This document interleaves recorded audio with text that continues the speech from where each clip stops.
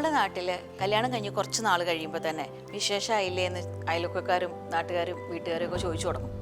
അപ്പം നമ്മൾ മെയിനായിട്ട് അറിയേണ്ടത് എന്നാന്ന് പറഞ്ഞാൽ ഇവർ തമ്മിൽ, ഈ ഹസ്ബൻഡും വൈഫും തമ്മിൽ എല്ലാ കാര്യങ്ങളും ഓക്കെ ആണോ. ഇപ്പം ഞങ്ങളുടെ അടുത്ത് വരുന്ന ചിലർ 10 വർഷം കഴിഞ്ഞിട്ട് കുട്ടികളില്ലാന്ന് പറഞ്ഞ് വന്ന് നോക്കി കഴിയുമ്പോൾ അവർക്ക് ബന്ധപ്പെടാൻ പോലും സാധിക്കുന്നുണ്ടാവില്ല.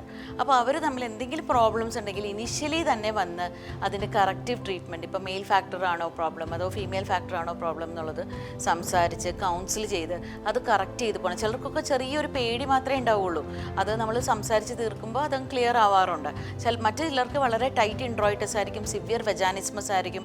അവർക്കാണ് കൗൺസിലിംഗ്. ചിലർക്ക് വളരെ ചെറിയ പേർക്ക് നമുക്ക് സർജിക്കൽ ട്രീറ്റ്മെൻറ്റ് വേണ്ടി വരാറുണ്ട്. ഇപ്പോൾ മെയിൽ ഫാക്ടർ ആണെങ്കിൽ നമ്മൾ ഇപ്പോൾ ഈ എന്താ പറയുക, എന്തെങ്കിലും പ്രിമച്വർ ഇജാക്കുലേഷൻ അല്ലെങ്കിൽ ഇറക്ടൈൽ ഡിസ്ഫങ്ഷൻ അല്ലെങ്കിൽ കൗണ്ട് കുറവ്, അപ്പോൾ എന്തിനാണെങ്കിലും ട്രീറ്റ്മെൻറ്റ്സ്, എല്ലാ പ്രോബ്ലംസിനും ട്രീറ്റ്മെൻറ്റ്സ് അവൈലബിൾ ആണ്.